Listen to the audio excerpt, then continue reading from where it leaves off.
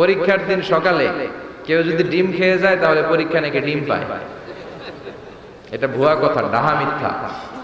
আমি সব সময় ফাইনাল পরীক্ষার দিন সকালে ডিম খেয়ে যেতাম আর পরীক্ষা দিয়ে ফার্স্ট হয়ে যেতাম।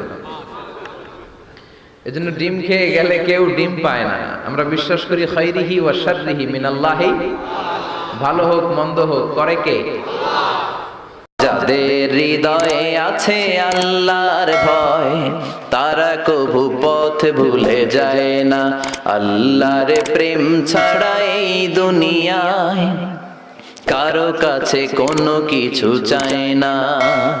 রাতের